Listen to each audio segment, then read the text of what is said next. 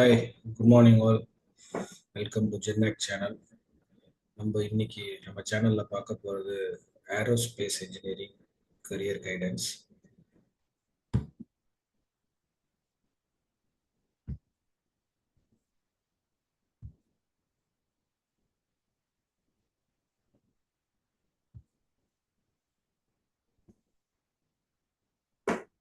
Hope the screen is visible. Myself Karthikeyan from GenNet. நம்ம இன்னைக்கு பார்க்க போறது ஏரோஸ்பேஸ் இன்ஜினியரிங்.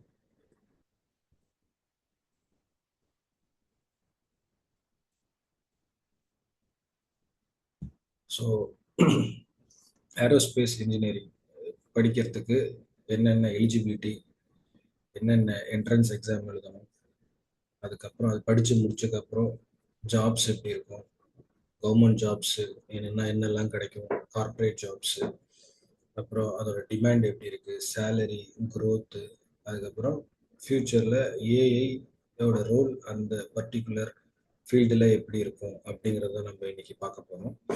ஃபஸ்ட்டு அந்த டாபிக் இஸ் ஏரோஸ்பேஸ் இன்ஜினியரிங். நிறைய பேர் கேள்விப்பட்டிருப்பீங்க. இதோட டியூரேஷன் வந்து 4 இயர்ஸ், 4 வருஷம், பிஇ ஆர் பிடெக்கு. இதுக்கு எலிஜிபிலிட்டி வந்து 10th +2 with PCM, physics chemistry maths, science group எடுத்துருக்கணும். அதில் physics chemistry maths compulsory. Entrance எக்ஸாமை பொறுத்தவரையும் நம்ம தமிழ்நாடு இன்ஜினியரிங் அட்மிஷனை பொறுத்தவரையும் 12th மேக்ஸ் ஃபிசிக்ஸ் கெமிஸ்ட்ரியோட கட் ஆஃப் மார்க் தான் ரெக்குயர்மெண்ட்டு. அதுக்குன்னு தனி என்ட்ரன்ஸ் எக்ஸாம் கிடையாது. நமக்கு மேக்ஸ் ஃபிசிக்ஸ் கெமிஸ்ட்ரியோட கட் ஆஃப் மார்க்ஸ் வேணும். தமிழ்நாட்டு இன்ஜினியரிங் காலேஜில் பார்த்தீங்கன்னா மொத்தம் 28 காலேஜஸ் இருக்குது. இந்த ஏரோஸ்பேஸ் இன்ஜினியரிங் ப்ரொவைட் பண்ணுறாங்க 28 இன்ஜினியரிங் காலேஜஸில். அதில் வந்து அப்ராக்சிமேட்லி 1200+ சீட்ஸ் இருக்குது. இந்த டேட்டா வந்து full and full last year 2025 admission ப்ராசஸில் வந்து எடுத்தது தான். மேபி இந்த 2026 டேட்டாஸ் சேஞ்ச் ஆகும், பட் அப்ராக்சிமேட்லி 1200 சீட்ஸ் ப்ளஸ் இருக்குது. ஸோ அப்பார்ட் ஃப்ரம் நம்ம தமிழ்நாடுல இருந்து எனி அதர் காலேஜஸ் நம்ம அக்ராஸ் இந்தியாவில் பார்க்கணும்னா ஐஐடியில் வந்து இருக்குது. பட் ஐஐடியில் வந்து மொத்த ஐஐடியில் 5 ஐஐடியில் தான் இந்த ஏரோஸ்பேஸ் இன்ஜினியரிங் இருக்குது. அதில் வந்து பாம்பே, சென்னை, கான்பூர், கராப்பூர், ஹைதராபாத், இந்த 5 ஐஐடியில் தான் இந்த ஏரோஸ்பேஸ் இன்ஜினியரிங் இருக்குது. அதுக்கப்புறமா இந்த ஐஐடியில் ஜாயின் பண்ணணும்னா உங்களுக்கு தெரியும், we have to clear 2 exams, JW main and advance. JW மெயினும் கிளியர் பண்ணணும், ஜேடபிள்யூ அட்வான்ஸ் ரெண்டுமே கிளியர் பண்ணாதான் ஐஐடிக்குள்ளே போக முடியும். அதுக்கப்புறமா அது இல்லாமல் 2 காலேஜஸ் இருக்கு. ஐஐஇஎஸ்டி ஷிர்பூர், வெஸ்ட் பெங்கால், கல்கட்டாவில் இருக்கு. அதில் வந்து ஜேடபிள்யூ மெயின் மட்டும் எழுதுனா போதும். அப்புறம் நம்ம கேரளா திருவனந்தபுரத்தில் ஐஐஎஸ்டி, அதில் வந்து ஜேடபிள்யூ எழுதணும், மெயினும் எழுதணும், அட்வான்ஸ் எழுதணும், ரெண்டுமே எழுதணும். ஸோ ஐஇஎஸ்டி வந்து ஃபுல் ஃபார்ம் வந்து Indian Institute of Engineering and Space Technology. IIST வந்து Indian Institute of Space Science and Technology. So இந்த ஏரோஸ்பேஸ் இன்ஜினியரிங்கில் அக்ராஸ் இந்தியாவில் படிக்கிறதுக்கு ஐஐடி, ஐஐஇஎஸ்டி, ஐஐஎஸ்டி, அப்புறம் நம்ம தமிழ்நாடு இன்ஜினியரிங் அட்மிஷனில் படிக்கிறதுக்கு மொத்தமாக 28 காலேஜஸ் இருக்குது. ஸோ நம்ம படிக்கும்போது என்னென்ன டெக்னிக்கல் ஸ்கில்ஸ் நமக்கு வேணும். இப்போ ஏன்னா நிறைய பேர் இன்ஜினியரிங்கை முடிக்கிறோம், ஆனால் வேலை கிடைக்க மாட்டாங்க. ஏன் வேலை கிடைக்க மாட்டாங்கன்னா ஸ்கில்ஸ் இல்லை. வெறும் டிகிரிஸ் டசன்ட் மேட்டர். நமக்கு ஸ்கில் இருந்தால் மட்டும்தான் இப்போ ஜாப் கிடைக்கும். இப்போ டிகிரியே வந்து நிறைய பேர் ப்ரிப்பேர் பண்ணுறது இல்லை. இந்த ஜோஹோ மாதிரி கம்பெனிலலாம் வந்து டிகிரியே தேவையில்லை, we can have only skilled people அப்படிங்கிறாங்க. So those who are studying the aerospace engineering, the skill is must. more than degree, skill is must. அதில் வந்து பார்த்தீங்கன்னா மெயின் ஸ்கில் நமக்கு வேண்டியது aerodynamics, aircraft structures, propulsion and CFD. சிஎஃப்டினா computational fluid டைனமிக்ஸ்ன்னு சொல்லுவோம். அப்புறம் மேட்லேப் அண்ட் ஆஸ் யூஷுவல் நம்ம Python, CATIA, designing courses, ANSYS, AI basics and analytic, data analytics. இந்த டெக்னிக்கல் ஸ்கில்ஸில் ஏதாச்சும் ஒரு 3-4 ஸ்கில்ஸ் ஆச்சு நம்ம சவுண்டாக இருந்தால் நம்மளோட ஜாப் செக்யூரிட்டி, ஜாப் இம்மிடியேட்டாக கிடைக்க வாய்ப்பு இருக்குது. தென் ஹையர் ஸ்டடீஸ். ஆஃப்டர் நம்ம ஏரோஸ்பேஸ் இன்ஜினியரிங் முடிச்சதுக்கப்புறம் நான் இதுக்கப்புறமும் நான் ஹையர் ஸ்டடீஸ் பண்ணிக்கணும் அப்படின்னா எம்டெக் படிக்கலாம். எம்டெக்கில் ஏரோஸ்பேஸு, ஸ்பேஸ் இன்ஜினியரிங்கு, அப்புறம் அப்ராட்ல எம்எஸ் கோர்சஸ் நிறைய இருக்கு. எம்பிஏல வந்து ஏவியேஷன் மேனேஜ்மெண்ட் இருக்கு. தென் ஆஃப்டர் எம்டெக் எம்எஸ்க்கு அப்புறம் நம்ம ரிசர்ச் போறதுனாலும் போகலாம். பிஹெச்டி கோர்சஸ் போறதுனாலும் போகலாம். சயின்டிஸ்ட் ரோல்ஸும் இருக்கு.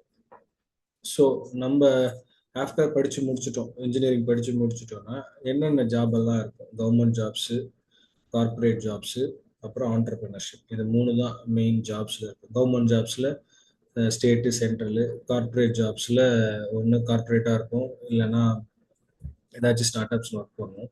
ஆண்டர்பிரினர்ஷிப்ஸில் ஒன்று நம்மளோட ஓன் கம்பெனி வைப்போம், இல்லைன்னா ஃப்ரீலான்சிங் மாதிரி பண்ணலாம். ஸோ கவர்மெண்ட் ஜாப்ஸில் வந்து நம்ம இஸ்ரோவில் வாய்ப்பு இருக்கு. Indian Space Research and Organisation, அப்புறம் DRDO, Defence Research Development Organisation இருக்கு. அப்புறம் ஹெச்ஏஎல், இந்துஸ்தான் ஏரோநாட்டிக்ஸ் லிமிடெட். அப்புறம் ஏடிஏ, ஏரோநாட்டிக்கல் டெவலப்மெண்ட் ஏஜென்சி. அப்புறம் என்ஏஎல், நேஷனல் ஏரோஸ்பேஸ் லேப். இது எல்லாமே வந்து government jobs, central government jobs.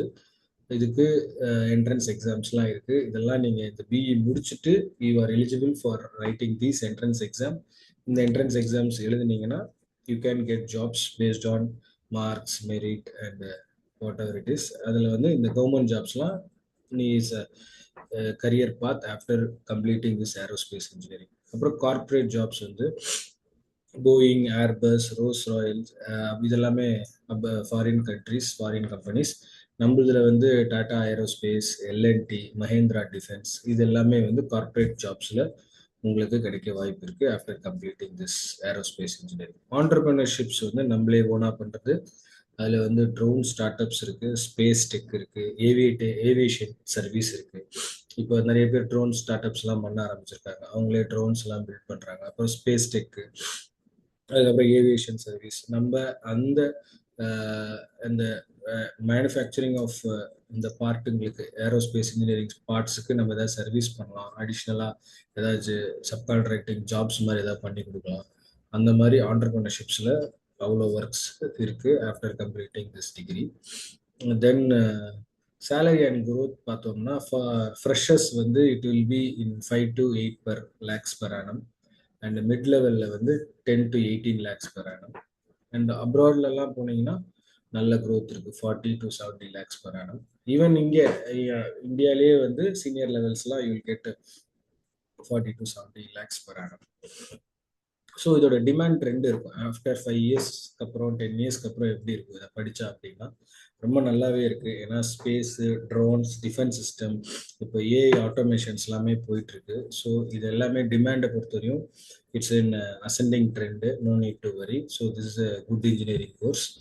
And அதுக்கப்புறமா இதோட இன்ஜினியரிங்கில் இந்த ஃபீல்டில் ஏஐயோட ரோல் எப்படி இருக்கும் அப்படின்னு பார்த்தோம்னா, இதில் வந்து சேட்டலைட் டேட்டா அனாலிசிஸ் இருக்குது, அட்டானமஸ் ட்ரோன்ஸ் இருக்குது, ஆட்டோமேட்டிக் ட்ரோன்ஸு, அப்புறம் ஏர்கிராஃப்ட் மெயின்டெனன்ஸ் ப்ரெடிக்ஷனு, எப்போ மெயின்டெனன்ஸ் பண்ணணும், ப்ரிவென்டிவ் மெயின்டெனன்ஸ் எப்போ பண்ணணும், ப்ரோஆக்டிவ் மெயின்டெனன்ஸ் எப்போ பண்ணணும் அப்படின்றது எல்லாமே இருக்குது. அப்புறம் ஸ்பேஸ் மிஷன் சிமுலேஷன், இது எல்லாமே வந்து ஏஐயோட ரோல் ஃபியூச்சரில் வரப்போது, இப்போயே ஸ்டார்ட் ஆகிடுச்சு. ஸோ இன் திஸ் ஃபீல்டில் ஏஐயோட ரோல் வந்து மேஜராக இருக்க போகுது. ஏன்னா ஏஐ இல்லாமல் இனிமேல் உலகமே இயங்க போகிறதில்ல. ஸோ ஏஐயோட ரோல் இருக்க போகுது. ஸோ திஸ் கோர்ஸ், என்டையர் கோர்ஸோட சிங்கிள் ஸ்லைடு இன்ஃபர்மேஷன் பார்த்தீங்கன்னா இதுதான். நம்ம ஏரோஸ்பேஸ் இன்ஜினியரிங்கை பற்றி பார்த்துருக்கோம். இதுக்கு மேலே ஏதாச்சும் டவுட்ஸ் இருக்குது, கிளாரிஃபிகேஷன்ஸ் வேணும்னா என்னோட நம்பர் இதில் கொடுத்துருக்கேன் மேலே. இதை நோட் பண்ணிவிட்டு எனக்கு கால் பண்ணுங்கள். தேங்க்யூ. நம்ம இன்னொரு நாள் இன்னொரு வீடியோவில் பார்க்கலாம். Thank you so much.